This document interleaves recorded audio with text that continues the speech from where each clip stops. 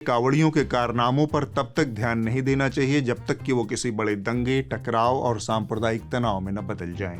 उपद्रव, हिंसा, उत्पात, ये 2-4 अगर घटनाओं को छोड़ देना, ये 2-4 घटनाओं को, तो देश में 7 करोड़ कांवड़िए पूरी शांति, श्रद्धा, संयम से तप, तपस्या, संकल्प को पूरा कर रहे हैं। शांति बनी हुई है, कोई इस तरह का कोई बहुत बड़ा दंगा या कुछ नहीं, कोई ऐसा टकराव नहीं हो रहा है, कोई सांप्रदायिक माहौल खराब नहीं हो रहा है। इनको पता ही नहीं कि कांवड़ियों को बदनाम करने के लिए किसी टूल किट या फिर इकोसिस्टम की जरूरत नहीं है। इनके लिए कुछ कांवड़िए ही पर्याप्त हैं। ये स्वयं अपने कारनामों से सबका दिल जीत रहे हैं। इनके हासिलात के किस्से मीडिया से लेकर सोशल मीडिया तक फैले हुए हैं। मसलन अमरोहा में एक होटल पर अंडे की ग्रेवी खिलाने का आरोप लगाकर पीट दिया गया। मामला पैसों के लेन देन का निकला। अब एक नया मामला यूपी के गजरौला से सामने आया है। यहाँ एक होटल में खाने के लिए पहुंचे कांवड़ियों के झुंड की ओर से दावा किया गया कि उन्होंने खाने में छोले मंगाए थे और उन्हें अंडे की ग्रेवी में छोले परोसे गए। अब खबर आ रही है कि जांच में कांवड़ियों की ओर से लगाए गए तमाम आरोप झूठे पाए गए।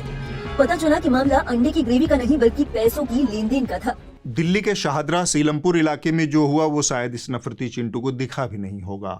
यहाँ दिल्ली सरकार का एक मंत्री और नफरती गिरोह के तमाम छुटभइयों ने बाकायदा इकोसिस्टम बनाते हुए यह अफवाह फैलाई कि कांवड़ यात्रा के मार्ग पर 1 किलोमीटर तक कांच के टुकड़े फैला दिए गए हैं। इसे जिहादियों की साजिश आदि बकवास के साथ परोसा गया। देखिए किस तरह से हमारे सिख बोले भक्तों के खिलाफ उपद्रवी तत्व साजिश रच रहे हैं। किस तरह से कांच को फैलाकर जमीन पर कर रहे हैं, आप देख सकते हैं यहाँ पर। तो आप देख सकते हैं किस तरीके से कांच बिछाने की जो साजिश है वो रास्ते पर की गई है। कांवड़ यात्रा से पहले ये जो जिहादी जाल है वो देखा जा रहा है। कांवड़ यात्रा मार्ग पर कांच के टुकड़े बिखा दिए गए।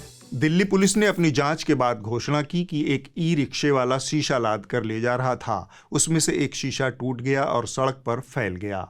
रिक्शा चालक का नाम कुसुम पाल है। जांच में ये बताया गया कि दरअसल एक ई रिक्शा यहाँ से गुजर रहा था और उस पर कुछ कांच का सामान रखा हुआ था जो कि टूटकर बिखर गया।